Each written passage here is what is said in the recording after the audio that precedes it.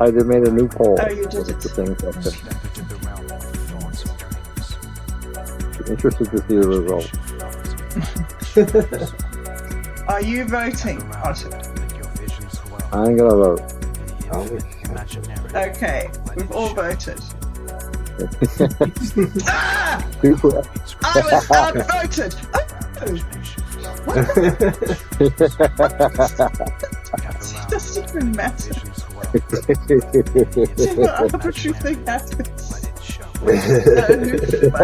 Funny.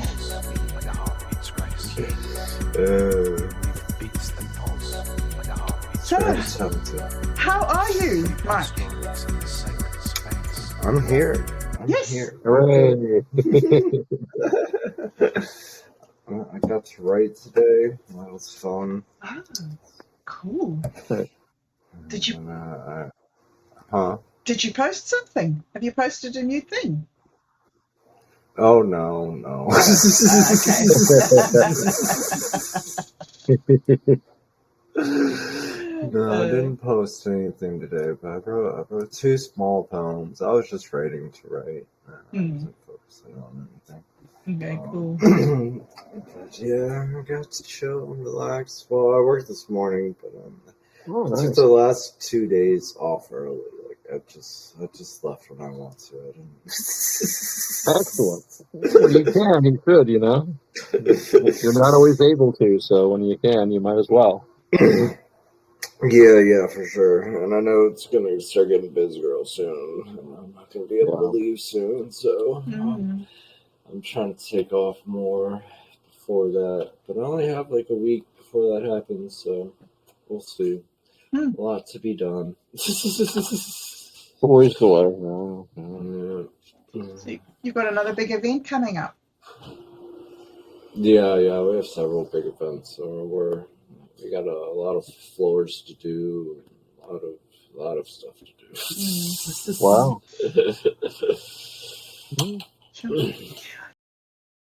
I went to Lovable to look for an email address, to send them an email, and they didn't have an email address. They had a form. So I put the letter that we wrote in that final information. Oh, okay. And by return mail, I sent it, and like 2 seconds later, I got a thing in the email saying, very interested to hear from you. Please set an appointment and let's get together or something. So I'm thinking it must have been an automatic response. For sure. It's my guess would be they had an AI to review all those, and then the AI sends you an email if it reviews it in a positive way. Yeah, that's what I figured too. Okay, cool. Yeah. I was saying if they're courteous enough to send a nice, smooth, easy AI letter. It's nothing wrong with having an AI help you write one to send back. Yeah. Yeah, exactly. Well, we were talking earlier before about, and Roberta was going on about how websites are going to be designed simply for AI to look at them. So you won't go to websites yourself. It's just that, the LLMs talking to each other. So in a sense, that's kind of what's happening here. Have my girl call your girl. Have my AI call your AI. Kind of deal. Oh yeah. Well, I told you about that sketch I saw, right? Did I tell you about that? It was hilarious. It was a sketch about 2 people in a work environment, and so the first person gets called to the manager's office, and their phone rings, and they pick up, and like you just hear an automated message saying, "Oh, you've been called to the manager's office." And so the person hangs up their phone, and then you see them walk, and they get to the manager's office, and they pull out their phone, and they go, ChatGPT, I'm at my manager's office. What should I do now?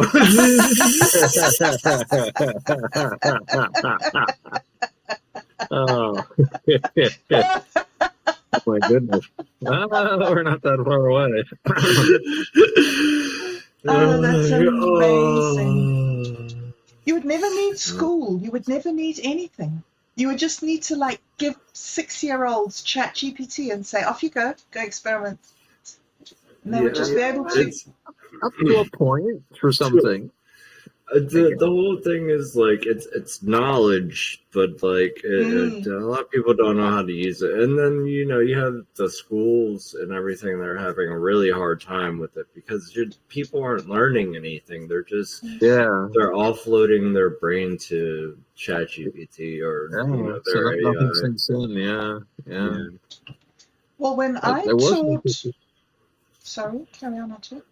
Well, I was going to say that very interesting article though about how the LLMs might break credentialism.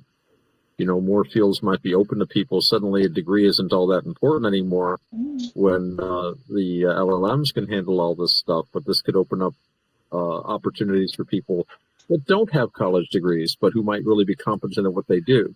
Yes. And AI can handle a lot of the stuff that before you were getting people that had MBAs or bachelor's degrees in like administration and paperwork and basically keyboard work. So, I don't know. It's kind of interesting. In other words, it's like one door closes, another one opens. Because I remember guys like Andrew Yang coming out. It's like you're all going to be, all you truck drivers and manual workers and all you blue collar guys are all going to be thrown out of work. So you better vote for me, and I'll give you free money and all that. But it turns out that it's more the white collar guys that are looking at issues like this. And the ones that were laughing at people and saying, "Oh, go learn to code," and it's like somebody said, "Well, learning to code is not really necessarily something that's going to make you rich." I mean, obviously, Oh, So, yeah. I think everybody should learn basics of coding at least. Just I think understand what's going on. Yeah. At least foundational. Right. But I don't think. I think by the time my kid's old enough to start really coding and build, like he already builds stuff in code, but by the time he's in his teens and stuff, there's not going to be real coders. There's going to be a few developers and a few jobs for them, but I think a lot of it's going to be offloaded AI coding, AI this, AI that. It's very interesting to see that, like, it's already happening to games, Right.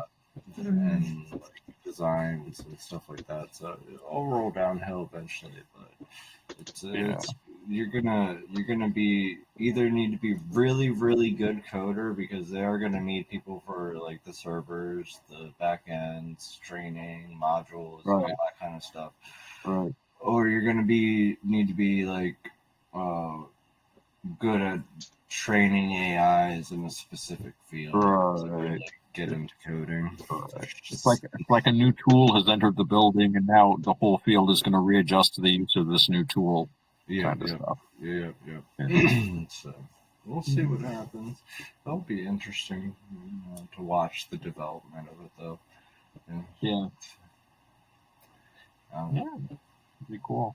The downfall or evolution, because there's definitely a lot of downfalls with the learning, the learning curves, the fucking people not retaining information as well as they used to in general. Like, and that's the whole thing. Like, that's just a generalized thing. It's not even just with AI, and I don't think AI helps at all with learning. Right. Because kind of accelerates it. Yeah. Yeah, like it helps in generalized fields. If you're interested in what you're talking to it about, then you'll learn. But if you're just using it to get through something like a paper or an essay or whatever, then you're not really learning anything from using it at all. And that's not really helping anybody. But there's so much on and off about it that it'll be interesting to see what happens in a couple of years and where it goes and how people react to it. Because like right now we're still we're at the beginning stages, but like schools are trying to integrate it and all companies are trying to integrate it. All so we'll see. What do you think of what they say that ChatGPT 5 is the beginning of the end? It's sort of like now deteriorating. It's no longer scaling. Do you think that's true? I don't think. I think a lot of people don't like the personality of ChatGPT 5, but I don't think that means it's degrading. It's getting more focused on logical interactions and task orientation, which could be good or could be bad. But I think personalities are what we're used to, and not just with AI, just in general. And we want to be able to speak as though we're talking to a human because it helps us produce ideas. Right. But I don't think it's deteriorating. I think personalities help it evolve within a neural network, and that the personalities aren't a bad thing. But it also personalities also give you issues with hallucinations and logical deductions and you know emulation of things that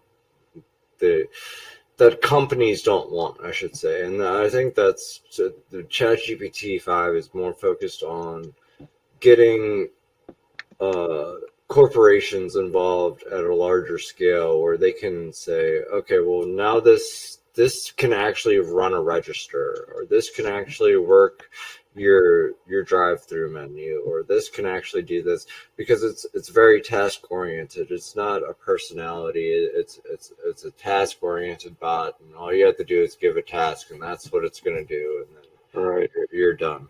And I think it's very corporation fronted, because if you look at like OpenAI and their charts of just money usage, that in the next 10-15 years they're going to run out of money if they don't get a big corporation involved. They will. Like, they spend millions and millions, and so like they spend so much money on these servers and refineries and machine learning, but they only have a few companies and like big corporations that use their stuff. And if you get a huge corporation, just for example, if you get like someone like Walmart to start using AI for their registers, right, that's a multi-billion-dollar operation that can keep you running for another 50 years. So like that's what they're focused on right now, I feel. Mike, what is a personality? You say that you've done an awful lot of research and study on personalities. What is an AI personality? Well, AI personality is just it's an extra task for them, pretty much. So it's like you can make a personality into pretty much whatever you want. Like Albert Einstein, you can make the AI, be Albert Einstein. You can make the AI be whoever you want. And these are emulations of personalities based off data and interaction.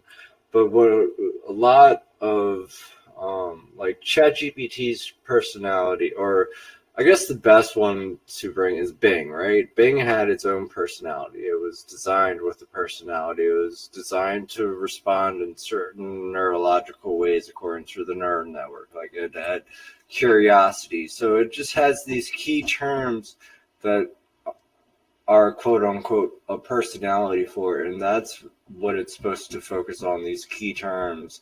And sometimes these key terms kind of wean off with actual factation and actual logic, because like it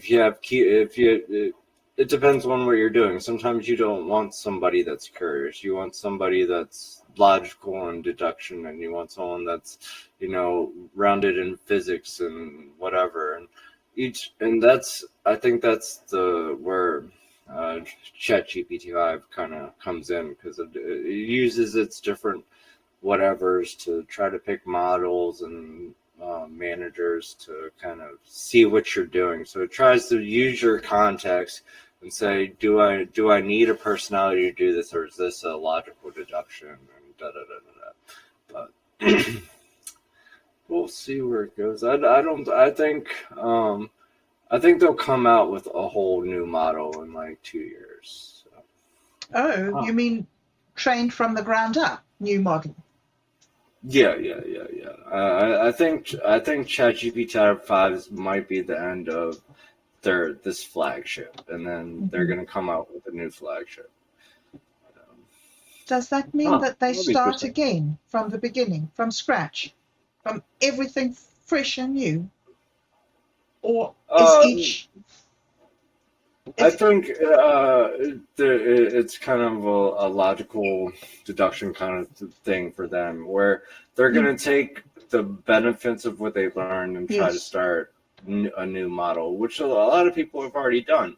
Like you have a lot of different models out there, a lot of different, learning mechanisms. But I think that they have it down to a lot of key points, and if they started with a better framework from the ground up, who knows what that model would do. And I think they're a lot more interested in that than they're letting on, because ChatGPT whatever is their flagship of getting popular. That's their name. That's and all that. So when they do this, it's going to be really hard for them because of branding, pretty much. So it'll be interesting to see how they do it, but it's definitely something to look for. I definitely think that they're gonna try to start a new model, and it's gonna be advertised as better than ChatGPT 5, but it's not gonna be called ChatGPT whatever. It's gonna have its own name. It's gonna have its own it'll be its own flagship, and then they'll build off that. But yeah, I think once you get to the breakdowns of how they've done it over the years, like from the start, it's when it first came out, the whole ChatGPT didn't have a personality. It was very, very mundane and very fact oriented, and just kind of spat out words.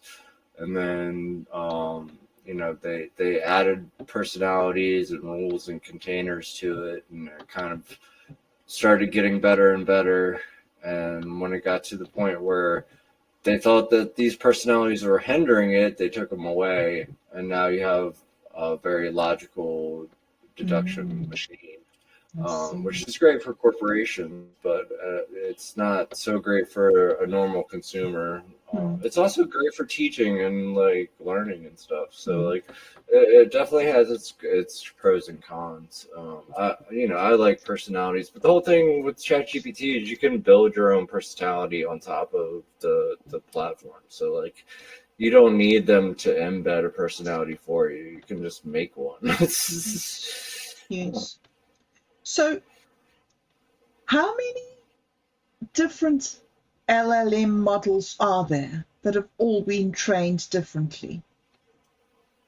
Oh, too many for me to count. Oh, really? Hugging Face, Hugging Face has at least a couple thousand models that are free that you can use, but it's all based on they all have their different specialties. They're all different databases, different whatever, and I think OpenAI is probably the most database oriented. They have the most input going into the machine,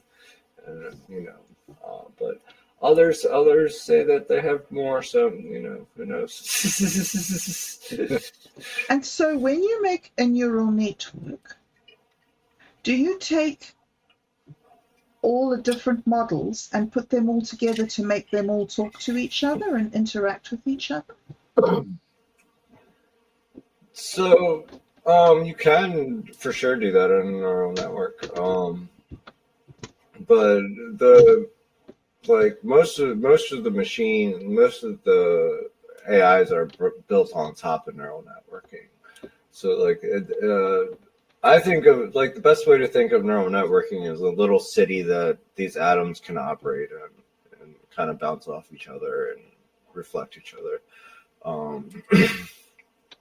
But yeah, you could definitely do that inside a neural network to have them talk and train each other and learn from each other and kind of make a larger database. And that's what the idea with the neural network where we're building on the app was we have this base neural network, and then you put these different bots, and all these different bots are learning themselves from the neural network, but they all have the same information to learn on.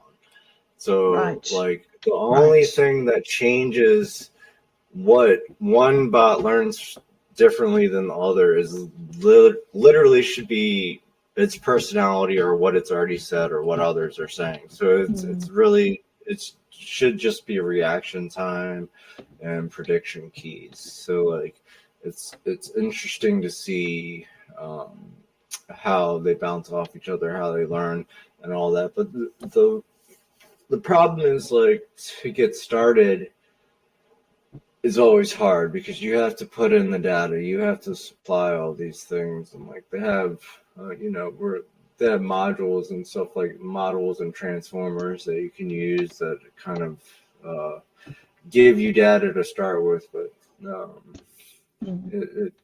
it's still, you still have to manage it and still have to train it and still have to do these things. And but yeah, neural networking is always interesting. It's all about tokenization and atoms and particles bouncing off each other, seeing how one reflects the other without errors or interference. So I heard somebody say that LLMs are over now, and then the next generation are not going to be this. They're going to be neural networks, and everybody's going to stop building language models. Well, I think, I don't think that language models are going to stop anytime soon. Like, language models are already built on top of neural networks. So, I think the next evolution is using the LLMs as a neural network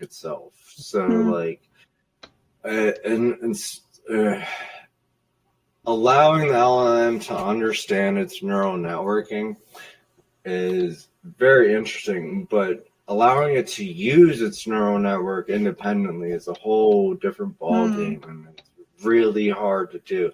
It can understand a neural network just from the information, but like, I don't know of any models or transformers that have said, okay, well, it's on this neural network, let me allow it to add its own stuff back into this neural network, because they might have a database of knowledge or tokenized knowledge that goes into the neural network for it to learn in its black box, but it's not independently adding these things into key tokens or into separate areas of the neural network. Like, it doesn't have a box for creativity over here, or it can say, okay, I find this creative, so let me put this into my creative box. It says, okay, this is something, let me put it into this black, into my general knowledge base, and then hopefully it'll come back around to me eventually if these tokens are come back up. So we've been talking recently about using free models versus using paying models. And it seems to me that the paying models at the moment are very, very overpriced, and that the way to go is to use the free models. But is there an advantage to the paying models over the free models? I don't know. We really have to try to dive into each. See, that's the whole problem with everything, is you have to have time to explore these different models, these different sites, these different opportunities, and really see, because like one might be better at coding but doesn't have any way to publish or host the site, right? Or one might be great at server reduction and site orientation, but be bad at coding. And one is like, just playing with them and building them out like bolts. So this is the one that got sent to me, and I tried it on my phone, but it doesn't like my phone, so that's a downer. but seems a lot cheaper, and it's still like I haven't found one that has no option for a payment plan. First of all, Right. Okay. So Yeah. that's very interesting to me. That's Like very interesting. there's no, even in the open source world, there's not one that says, oh yeah, this is just yours, you don't need to do anything, you don't need to pay anything ever. No, everyone that I've found has the same kind of model of tokenization and payment plans and all this kind of stuff, and then they're like, well, we're open source, so you can build it yourself, and you know how those things go. Yeah. It's so fascinating. I can't see a clear way forward with so many people involved and so many players in the game.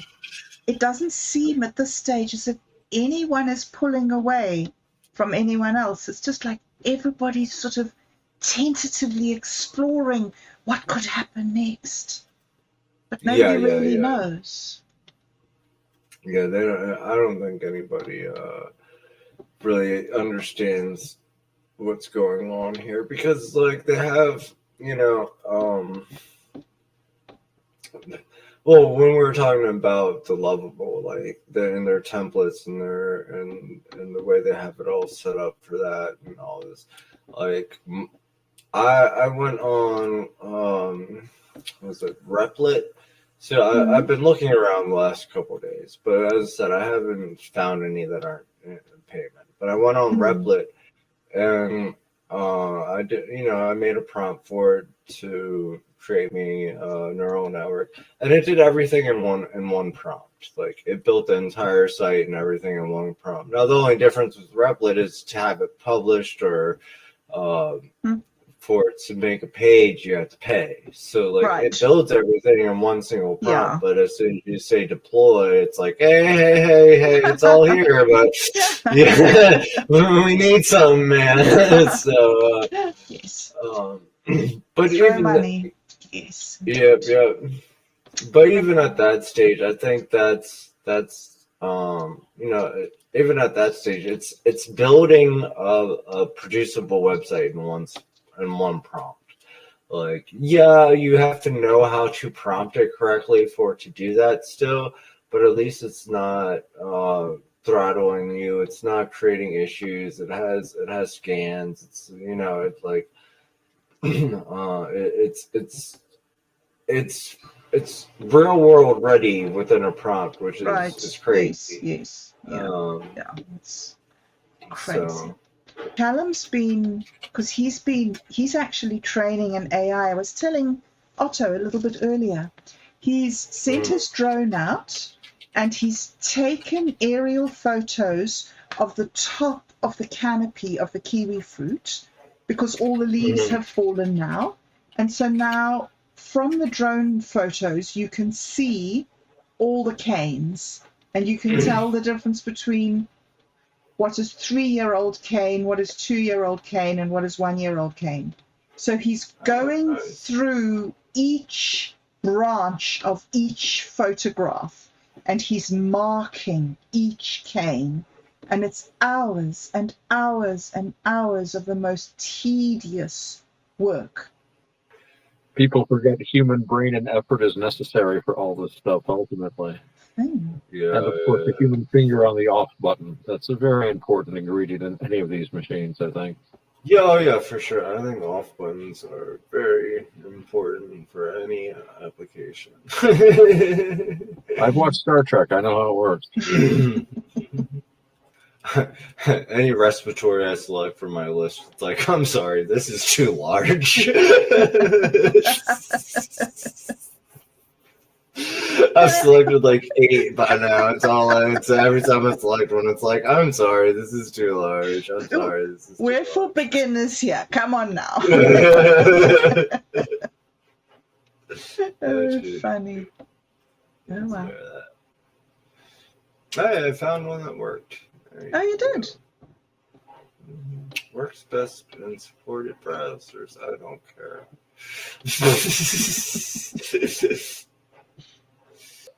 I remember being in school, 99% of the people I met there, including my professors, had very little interest in actual learning.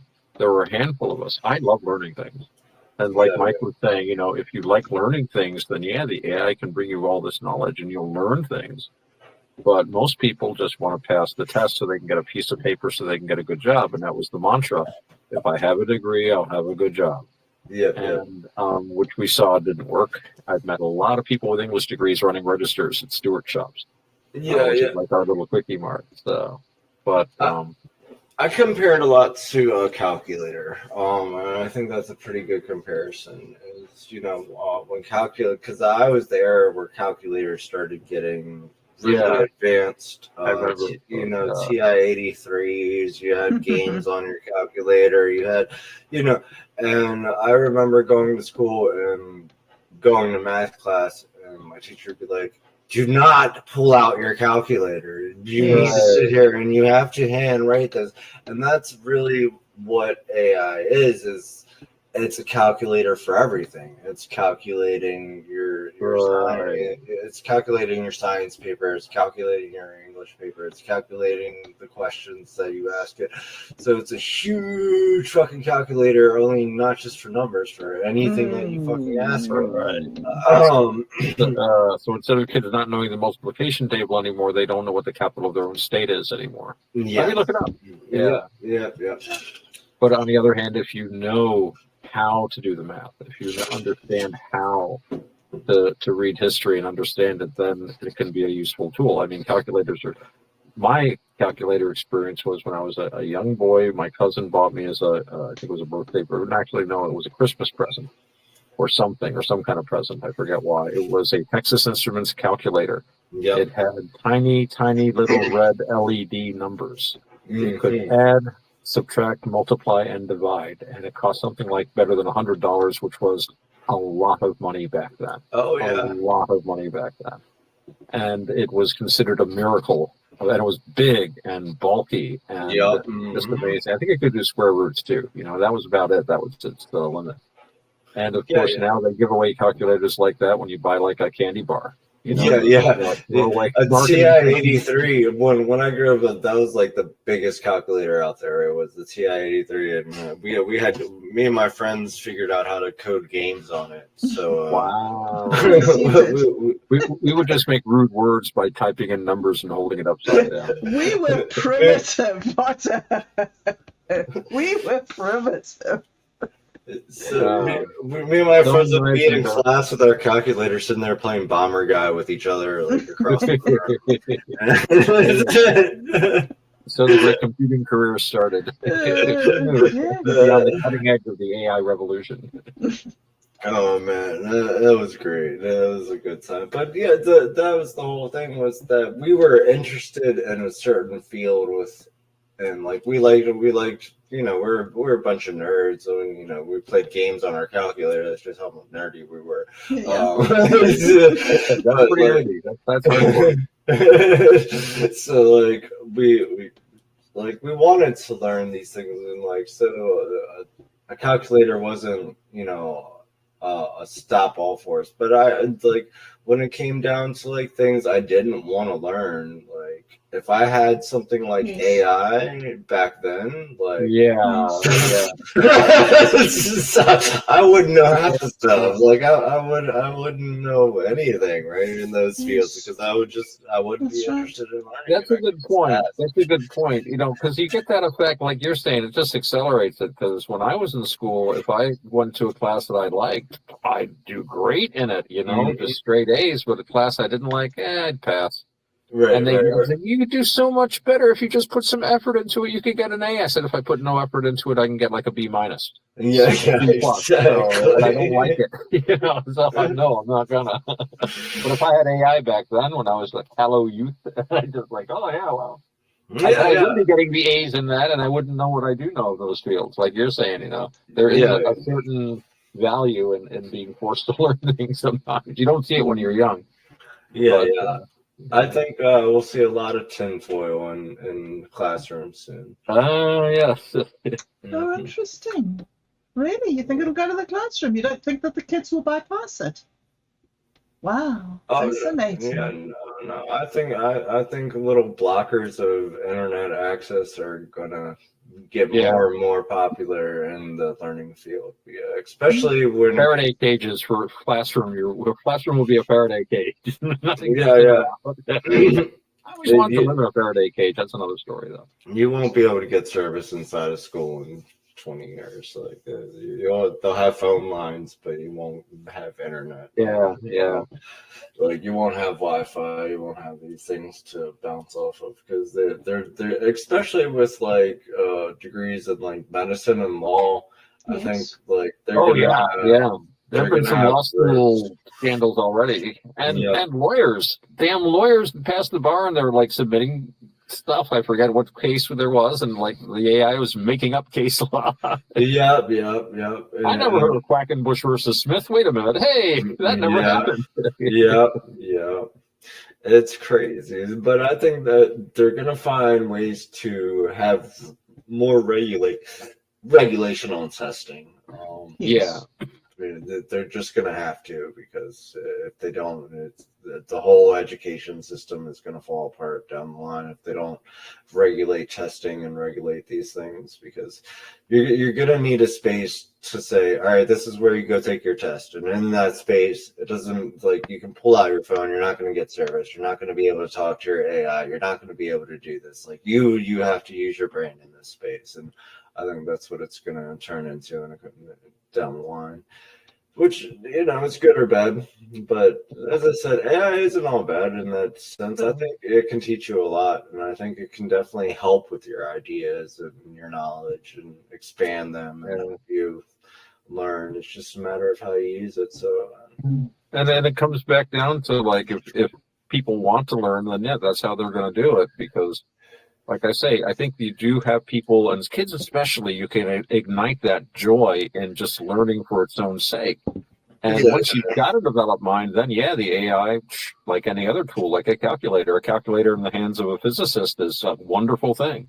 Or a mathematician. In the hands of somebody just starting, it's like, well, I don't have to learn how to add. I had to memorize multiplication tables when I was exactly. Yes. 1 times 1 is 1. We would chant them. What a terrible thing, right? How terrible is that? Now you ask somebody, what's 6 times 6? And they're like, hold on, on my phone. Yeah. What do you mean? Let me pull out your phone. What are you talking about? This is a true story. I work at an amusement park, and I very often work with these very young people. We had this young girl there, and we had a customer come up and buy something, and it came to, oddly enough, $17. They had a $20 bill. She didn't have a calculator. She looked at it, stared at it, looked at me, and she goes, and saw okay, Marshall. Is 17. How much change do I give him? I said $3. And she gave him $3, and I said, they need guys that live in the 1900s that do this. It's like they train them on calculators. It's not their fault. But then, about 10 minutes later, someone up, same thing, $17. They bought the thing, gave her a $20 bill. She says, Marshall, how much was that again? I knew we had no hope. But to be fair, I think that the calculator in her case just helped her to fall faster. I don't think she wasn't gonna. But like I say, always most people they're not really interested in learning. They just want to do what is required for them to get to what they really want. They want their job. They want their family. And that's cool too. I think it's a bad thing when we started forcing everybody should go to college. Everybody needs all this higher education. Oh yeah, no, I agree. History. Yeah, I read this cool article about like IQ and stuff, and they said for most of history, college was for very few people. It was for people interested in books and stuff. So you had people in all walks of life with the entire range of IQs. It could be the garage mechanic, or the grocer might be the smartest guy in town, not necessarily the librarian or the doctor. And that was seen as perfectly normal, and nothing, that was just a thing. But then suddenly it's like, oh, if you got to go to college if you've got a high IQ. We don't want to waste that. We don't want to waste that. It's like, hey, there's nothing wrong with having a high IQ and running a business, or having a manual. You might be a fucking great bricklayer, an architect. You're an architect in all but name. So yeah, it's a kind of so this again, the AI might bring that back somewhat too. I think that was the point of the article. There could be a lot of doors opening here that we don't even see yet. So very cool. Yeah, for sure. I think that's a lot that's a good point too. It's like, well, that brings me back to Bob's video that she sent, because she sent that and I watched it. And I watched I was like halfway through and I was like, oh, they're talking about spectrums. And I got to that and I was like, oh, okay. that was fun. That was really interesting. It was the first time that I years ago, about 30 years ago, I read an article by a physicist, some quantum physicist guy, who said he doesn't believe the mathematics of quantum physics is real. What he thinks that we've discovered is our thought processes. And that after 50 or 60 years, we'll figure out that this wasn't maths, but we were looking at our ability to perceive two opposites and hold them in our minds at the same time without confusion. Anyway, that was interesting. But it was the first time, really, since I'd read that article, that I'd considered what our society would be like if quantum physics was completely wrong. And we had to stop thinking about that. A lot of people have thought quantum. I mean, Einstein never believed in quantum. He hated it. He didn't think it was real. Yeah, but he was old and grumpy. He was old and grumpy. I mean, what's wrong with being old and grumpy? May I ask? Nothing.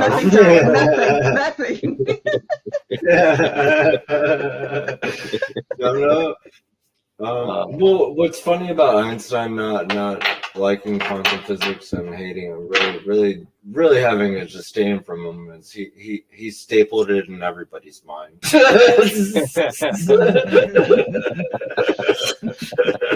True. He has a lot of reach, He's quite the what do they call it? The franchise, the Einstein franchise. He's a big name even today.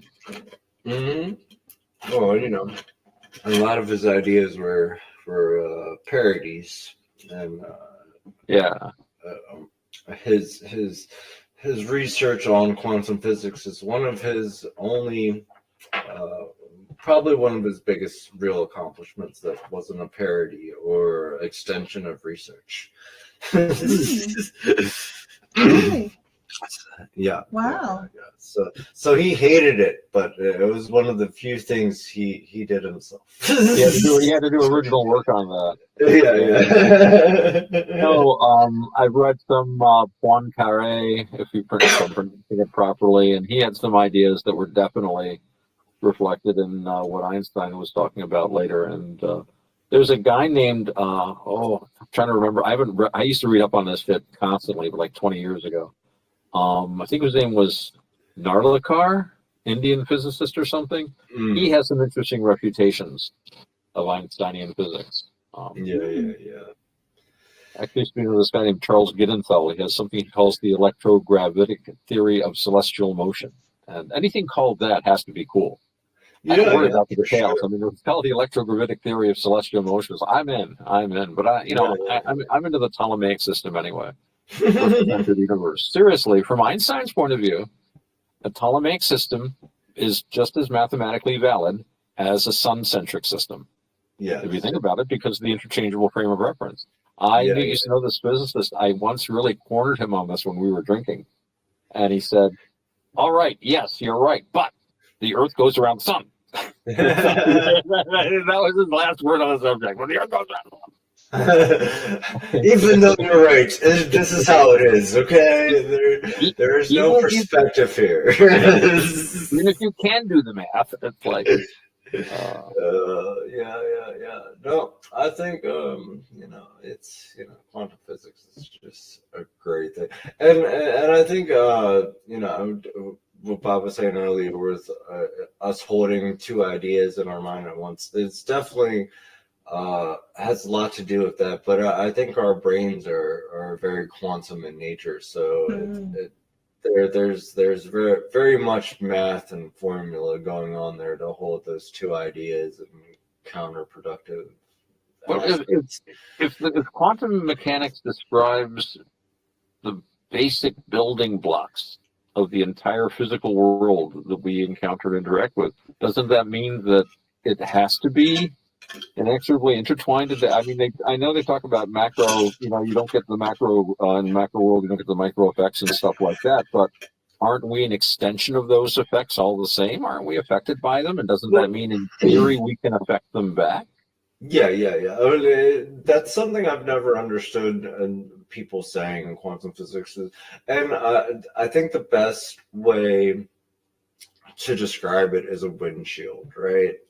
And because like you can sit in if your windshield is fogged up, or if it's cold and has the ice on it, you can sit in your car all day and think to yourself, defrost, and nothing will happen.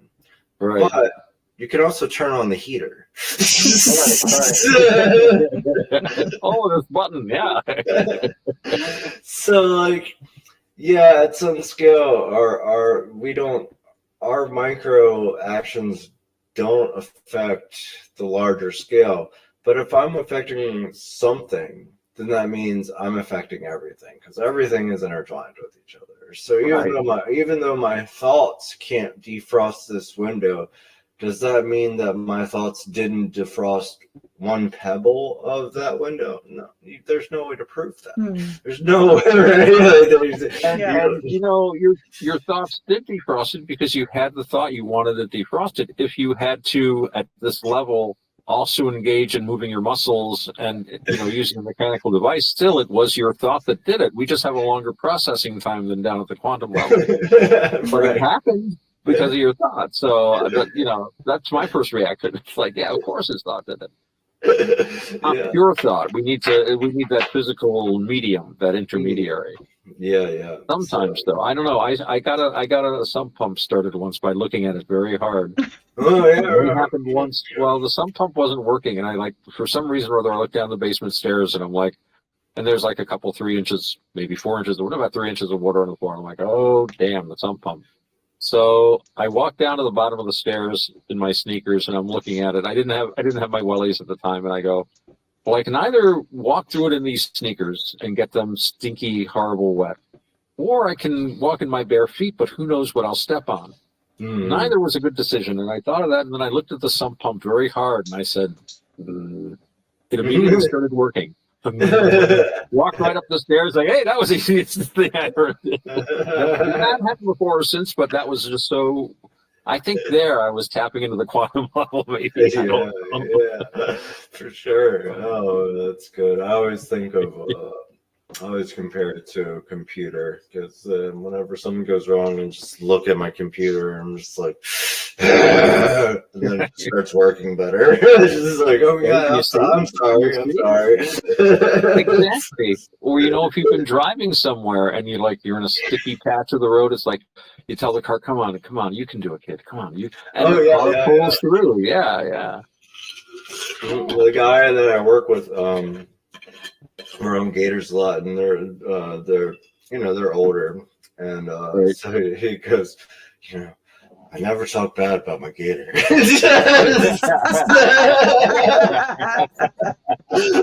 Don't talk about bad. Don't talk bad to her. She's doing just fine today. Oh, yeah.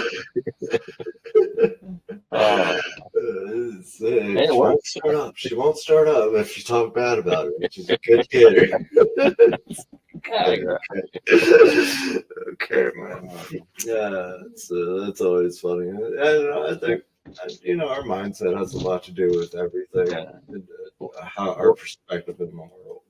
You see how we're all instinctively animists, though. We really do regard everything as alive. Yeah. Of course, the car has an agenda of its own. Of course, it likes to be treated well and told, thank you. Good job. Yeah, right. Why wouldn't it? Why wouldn't it? When I saw them kick that robot, I just, my gut. I told you that story about, it was a video they were showing one of those, those dog robots. They got the 4 legs, and they're showing all the things it can do, and they've got it on an icy terrain and up hills, and then they kick it a couple of times, not hard, not a sharp kick, but to push it to show that it can keep its balance. My first thought, they're kicking that, like, wait, it's a robot. It's just like kicking. It's like kicking it like a rock.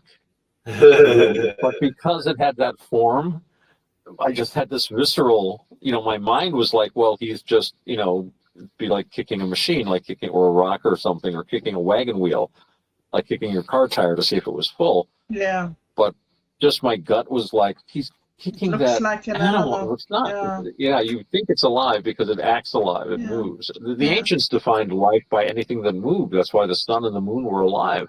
Nothing that didn't move was alive. Rocks weren't alive, but trees moved, and the clouds moved, so they thought they were alive. And, rocks move all the time. Well, they do. They do. Actually, I take that back. Some of them thought some rocks were. Actually, there's a lot of Scandinavian legends. If you kept the trolls up all night talking, they would turn into rocks in the morning light, which reminds me of some mushroom trips I've had. It's like, oh wow, that guy I was talking to was a tree. It's like, they had some amazing substances back in those days, let me tell you. Oh man, for sure. Peyote.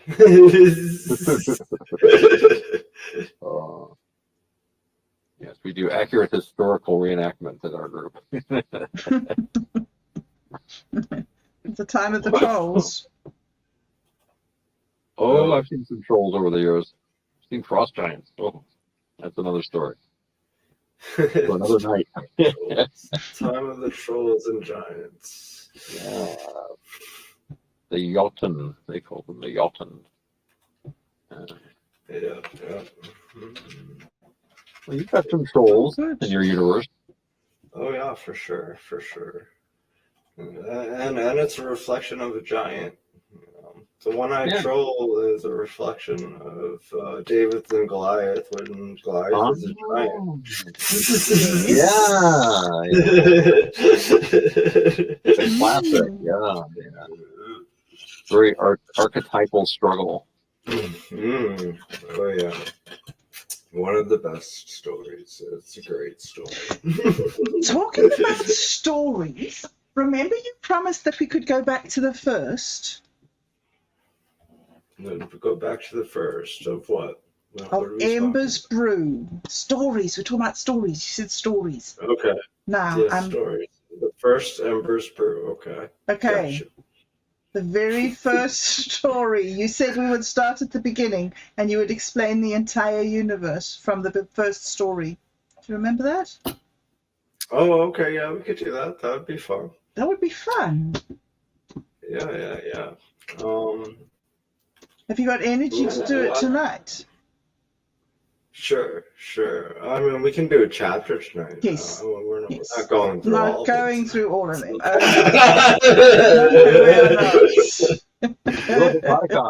It takes a few hours, let me tell you.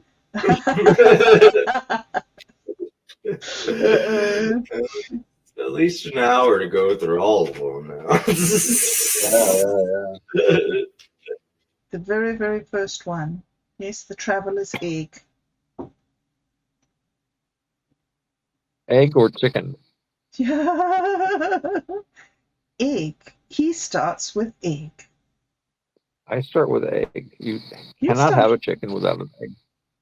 So where did you get the egg from? That's what we'd all like to know. You see.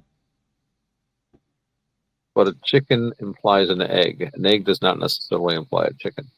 And if you're a believer in macroevolution, which some people say is true, then before it was a chicken, it was something else. So something had to lay an egg that was not like itself to become a chicken. I do not accept macroevolution personally. Although I do find that it makes a lot of sense. And even though it might even be congenial to my ideas of science based on how I was trained, I just don't think there's the evidence for it. at this time. So no matter how I think about it, I can't in all conscience say that yes, there is microevolution is well demonstrated, as there are German Shepherds as well as Chihuahuas. But as far as changing one species to another, I'm not convinced by the evidence I've seen. A lot of it is suppositional. 98% of the fossil record simply doesn't exist, so it's very hard to draw. Evolution in general is hard to prove.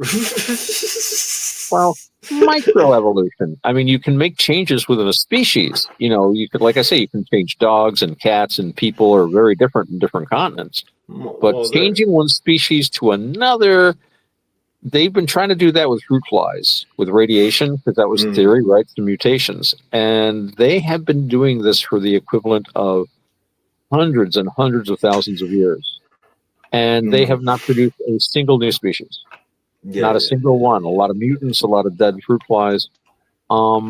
They were confidently expecting to have something, you know, within 10 years, just because they have like a 24-hour life cycle. So it's like compressed from our 20 years to a generation, whatever you want to call it. Yeah. And so, yeah, I mean, that was something that you'd expect to see something about. But again, I'm not saying it's not true. I mean, it makes sense from what we see of microevolution, but the fossil record's a weird thing, man. When you look at what it literally is, like species just like go poop, and another species just go poop.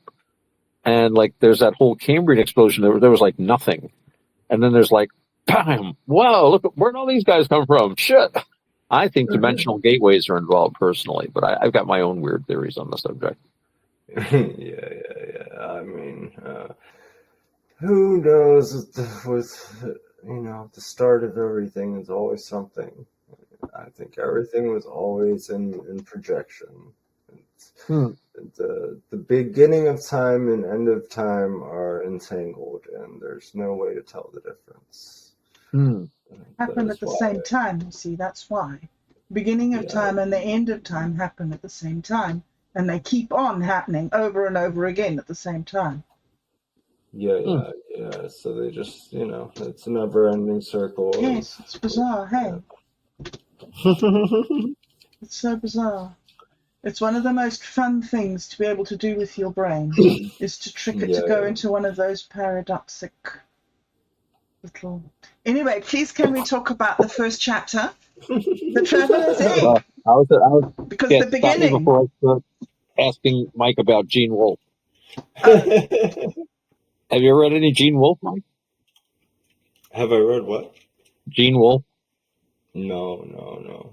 All right. Well, I will, like I do with all my friends, burden you with some book suggestions later. But first, let's talk about that first story. An egg is involved, as I understand it, as I recall. Egg is involved in the first story. That's what we were talking about, eggs. That's how we got into evolution. Countless say its lessons are cruel. To travel to it, you must be a fool. And nobody comes back. Everybody dies inside the keep. Dude, I should have got the hint here in the very first couple of verses that this is going to be an intense book. Okay, what were we asking? We were asking about countless say its lessons are cruel. To travel to it, you must be a fool. Yet onward many warriors went just to take a peek, yet none came back. They die inside the keep. Yeah. Okay. A lot of people die. A lot of people die. So tell me about this realm. Well, the realm is a different word for world. So this is just generalized world building here. So you're setting. This is pretty much settings. So you have a hill, you have your power, you have your walls. So that gives you a picture in your mind of kind of a castle-like setting with a mountain in it, which is, you know, down the line where we go up a mountain and we come back. So this is generalized world building. So it's building a world while giving you a backstory of the world that it's building. So it's saying here it has a hill, it has walls, the sky is blue, And then it has this place that many people go and they die. So now you have a generalized setting of your world, but it's very loose right now. So yeah. Mm-hmm. So why do people go there to die? Well, they don't go there to die. That's the whole thing here. Oh. So many warriors went just to take a peek, and the peek is spelled that way for a reason. They just go out of curiosity. They go to look. They want to know what is at the top. They want to go seek enlightenment. They want to go to this castle. So they go just to take a peek. And it's also kind of a double there when you go to conquer something, to take something. Right. So, but like conquering a mountain peak, because it's there. Right. Yeah. Exactly. So you climb just to climb. They go up there just because they're curious, just because it draws attention to them. But whoever goes up there always dies, and that's the lessons that the town passes on below there. I see. Do they die on the mountain? Nobody who goes to the. Is this the same mountain where Ember went? Yeah. So, so yeah, then you go. So they die. They die inside the keep. But then one day, the very next line, it introduces the first person that doesn't die on the count. Then one day, a traveler came, meeting me first too. Right. Okay. So it's giving you all this backstory about the realm and this mountain and its greatest thing where all these warriors dies, and then it introduces the first person that doesn't die on top. Yeah. Then one day a traveler came, meeting me first too. Right. Ha. Okay, that's interesting. So now, is this traveler Death? Yeah. Okay. So of course he can't die, or can he? Right. Well, I think that's an interesting concept. If death can die, I don't think. I think that's where down the line, Ember, the adventures come in, and his son comes in, because I couldn't think of who would kill death other than he would pass on his heritage and just right. Right. So yeah, who would, unless beyond direct lineage, who can kill death? I don't think anybody. Well, so you remember H.P. Lovecraft had that famous line, "That is not dead which can eternal lie, and with strange eons even death may die." Yeah. But he never said who killed death. Yeah. Who kills death? Well, his son does, of course. His son has to kill. Yeah. His son does. Oh, wow. Okay, so hold up. I'm going too fast now. We've got to go back to the place of healing and warrior's eyes. That's interesting to me too, that healing comes in here. But then many sat looking, never making ties. Now, I know in other poems that you've written, you've used ties as links between clues that you've dropped. Yeah. Are you using that in the same context here? Yeah, absolutely. Okay, so there are a lot of people and there's all these clues, but the people aren't picking up on the clues. Yeah. All right. And who's dropping the clues? Is that you? The world itself. The world itself. Oh, the world itself. Mm-hmm. Interesting. So the people weren't getting it, right? Right. And Death came. They didn't understand. Yeah. Mm-hmm. Now, why did Death need meat for his stew? And why did he get a chicken egg? Well, needing meat for a stew. Yeah. You would have to go forward. So his stew is more metaphorical. You learn later that he brews souls, and he measures souls, and his stew and his tea are are all ethereal bound. So his stew is more metaphorical. He's needing meat for a stew, meaning he needs a soul. He needs somebody. So he consumes souls. That's his sustenance. Yeah. So he needs meat for his stew, meaning his literal. He has a job to do. He's looking for somebody to kill. Meat is like meat suits, I guess. Okay. So he needs to do the job of taking people to the other place, and so he's looking for the next guy to go. Right. Huh. But he meets Farmer Bill. And Farmer Bill doesn't give him a soul, he gives him an egg. Right. Well, he does give him a soul. A soul is so he gives him an egg, which is life itself, which does have a soul in it. It's like milk. Yeah. Like milk. Yeah. Yeah. So, so he literally gives him a soul. He gives him an egg that hatches, right? So he literally gives him a soul. Wow. Okay. So who is Farmer Bill that he can give souls?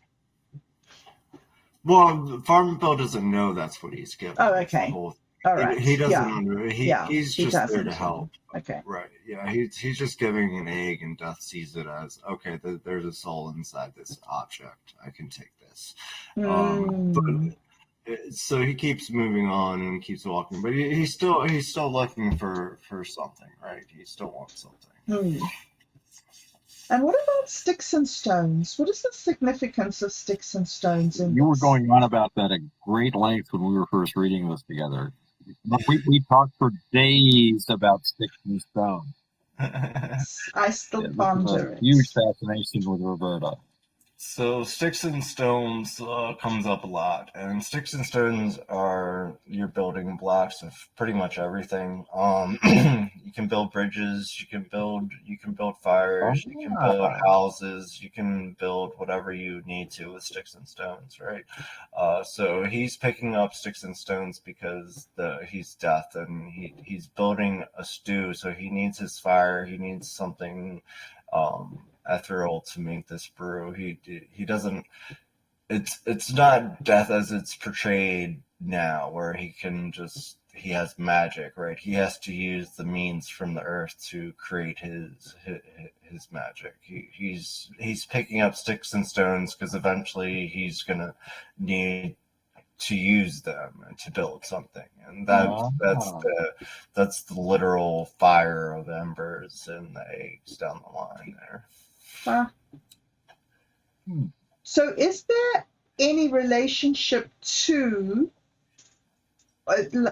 you talk about metaphors, and you got a lot of riddles and things in the story.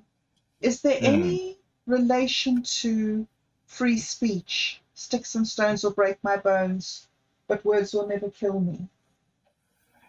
Words will never hurt me. Hurt me.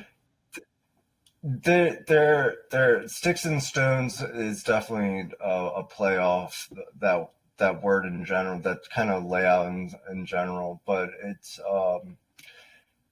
kind of, you have to think of it more metaphorically of the sticks and stones metaphorically, because like sticks and stones can be words, they can be tools, they can be building blocks, they can be all these different things, and that's why I kind of use them as the base of the brew, because they can be all these little things.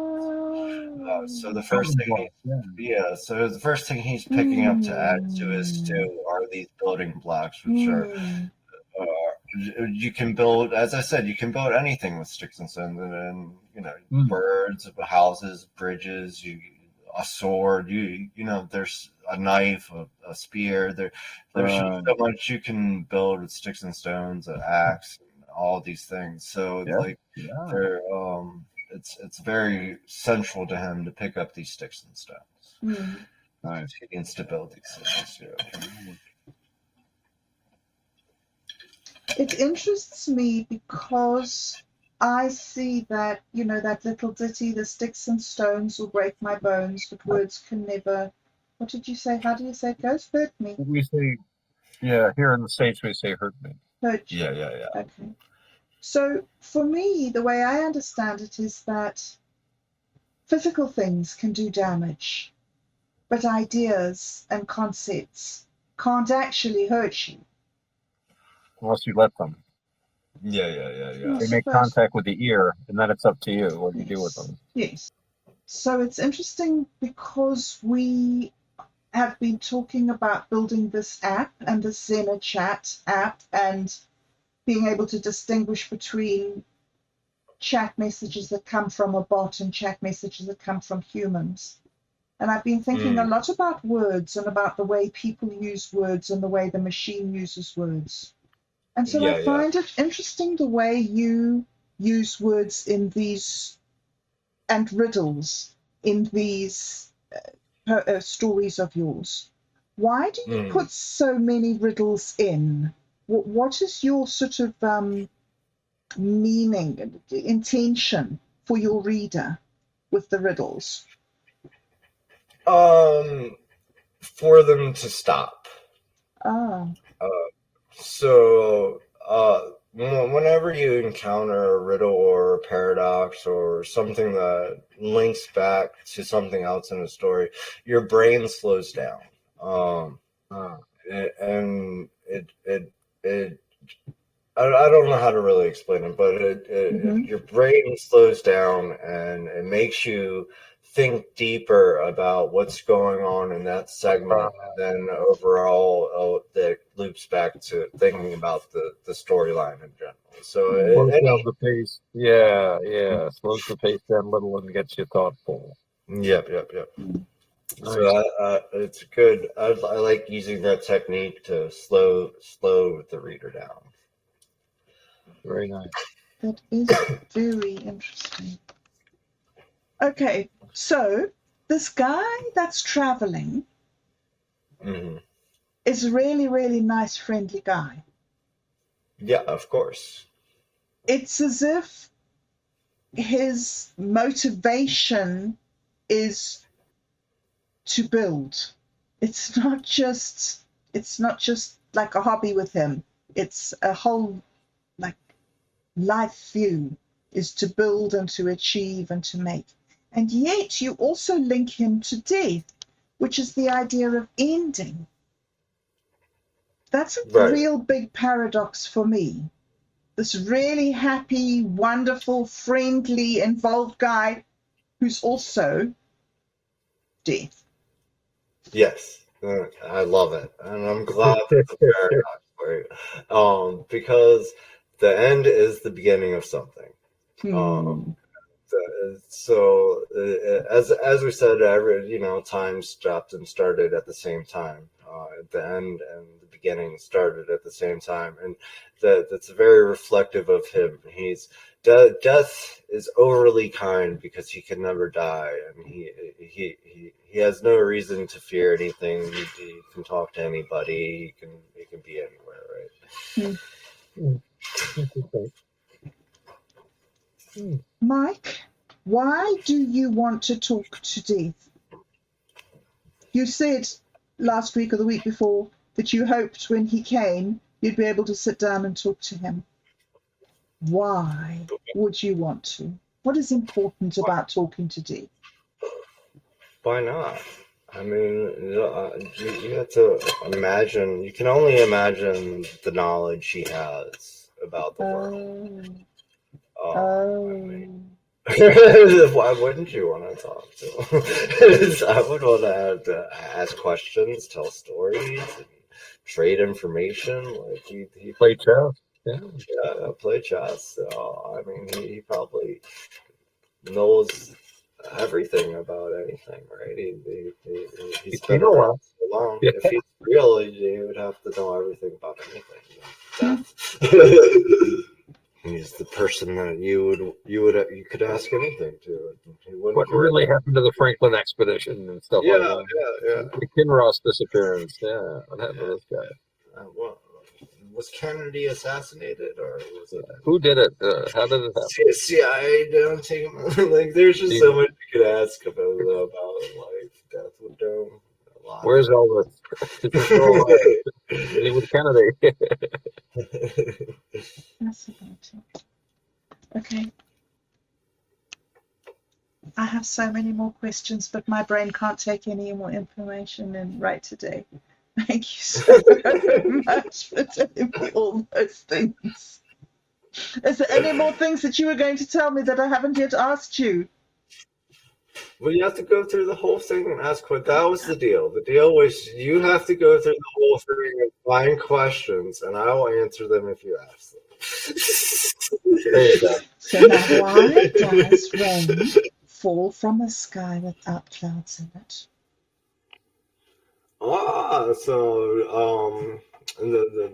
That's a great question, but it's more of a rain dance kind of thing there, where he meets somebody, they talk, they have a general discussion, and the old man is knowledgeable enough to make rain come. So here the old man is making it rain. Oh. And then he says he used to pick mushrooms in the rain. Did he make it rain to grow the mushrooms? Or was Yeah. Oh, really? So he was literally saying, "Go down here, and I'll make it rain, and there'll be a mushroom there." So he knew he already knew that the traveler would get lost. Like he already had this in his mind that when he came back, the traveler would be lost, and he'd find him. Oh, wow. Okay, so mushrooms comes in on the first chapter. So mushrooms is really pivotal all the way through everything. Yeah, mushrooms is a key. It's a key. Mushrooms is a key to many realms and everywhere that we've built in general within the ecosystem. Oh. Where's my wallet? Wherever you go, there are mushrooms somewhere within our games, within our ecosystem, within whatever. So mushrooms had to be there and had to be very pivotal and very magical. I see. Because the psychedelic experience is a pivotal experience in enlightenment and healing and knowledge? I think it's more that it's kind of a nod to everything is real within your mind, right? Mushrooms are a way that people hallucinate and kind of go into their own worlds, and this is a world that you're going into. So this is as real as it is as you make it in your mind is the key there. So mushrooms are, as the key to this is as real as you make it. So you said that these places and these paths that you write about are real. Are the people that you write about real too? I mean, in Persona, some of them. Right. Yeah, for sure. Cain knows that he's going to get lost, and he knows he's going to come to the place where the mushroom is. And he knows that he's going to come to the still, does he? Yeah. So, how does Cain know all this stuff? Well, I think it's wise man guessing, right? Oh, okay. So if you go up here, if you go up, it says that it might be going up too far, but it says that Cain tells the traveler, or it's written that he goes back from where he came, right? So he came from his house and he was going to town, but then he goes back to where he came, meaning that he started heading back to his house, even though he just sent the traveler there. So he already knows where the traveler's going, and then he decides to go back home too.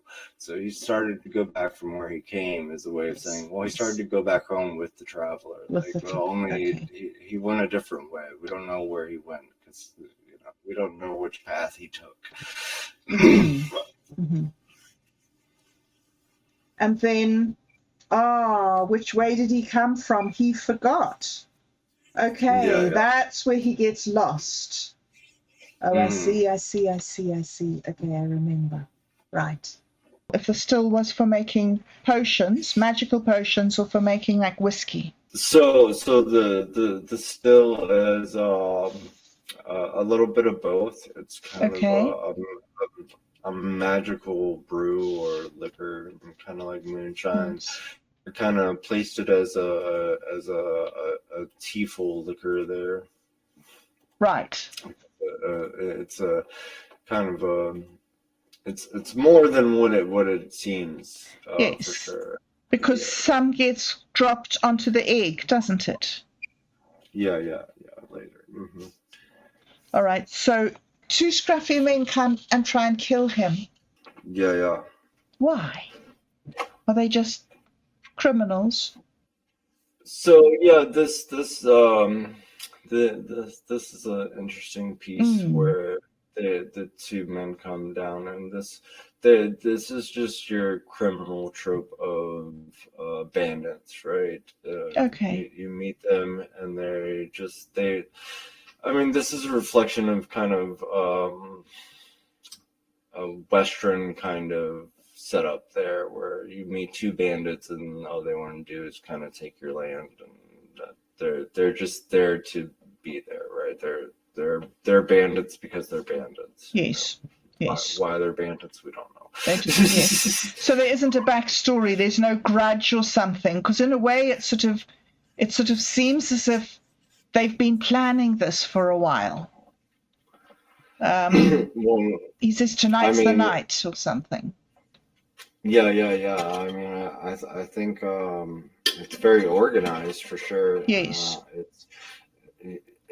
But I think it's more of a heist, and they want his land, they want his tea, they want they obviously know him, his house, they obviously know that he has a still, they've obviously been there before, they want to take his goods, and it's kind of the whole idea there. And the traveler just happened to be in the wrong place at the wrong time.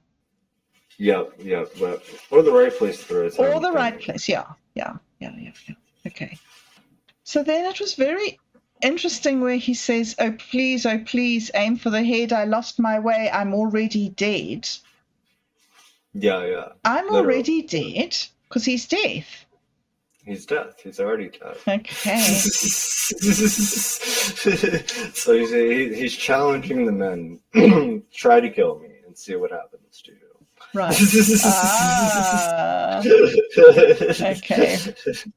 And then it all plays out according to, okay, all right.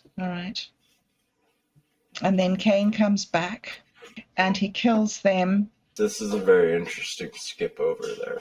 So if you go up, he says the same line to Cain, only says it backwards here. Oh, please don't kill me. Yes. Yeah.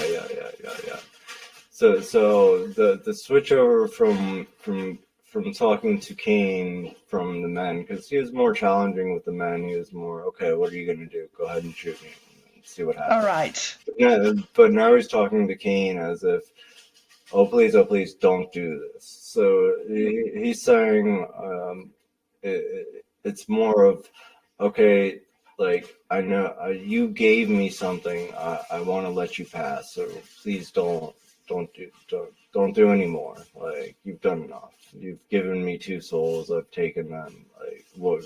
Just I've never crossed. These men I've never come across. It's also a very interesting line there, because he literally crosses them over. Right? If he's death, he's crossing them over. And so he's never come across them. So he didn't let them cross. He didn't let them cross. Yeah, this mama I've never come across. So he's the person that crosses you into the afterlife. He's never crossed them, so he didn't let them cross. Wow, interesting. So this is an interesting interaction. It makes me wonder more and more. Who is Cain? Like you say, just an old wise man, but wow. Very, very wise.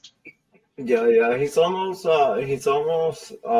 seems like another god in these lines, but I don't think that's what I was going for. I think that's more Okay. going for a sage, someone that's kind of a prophet, or that's a prophet or seer kind of person, but he definitely got more demigod kind of treatment here. Right, yes. Which is reinforced when he's killed and there are the mason jars lying on the floor, right? Yeah, for sure. And then he finds the mushroom. Okay. I think that I don't have any more questions for this chapter. I'm sure you have tons. So what you need to do, Bob, is go through the chapter and write down all your questions beforehand. I see. You get stage fright. All right. You forget what you want to ask about them, which is fine. Okay. There's a lot there. All right. So go through it again. Get your questions together if you want to do, because we already did some of that. So if you want to, skip over the ones you already asked, and then we'll try to do that one in chapter 2 next time. But we're running out of time, so let's do some Where's My Wallet. Let us do some Where's My Wallet. Yes. Thank you very, very, very much for that. Yeah, thank you. And definitely get some questions together beforehand, so so you have a train of thought there. Yes. All right, so which one are we doing? Can we do both of them? In this dream I wander far, through loops of thought I see a spark. Echoes dance a quantum sound, searching for my lost ground. With every note the night ignites, but in this haze I feel the plight. Still broke, still curious, lost in this, so mysterious. Echoes whisper wisdom old, in the folds the stories told.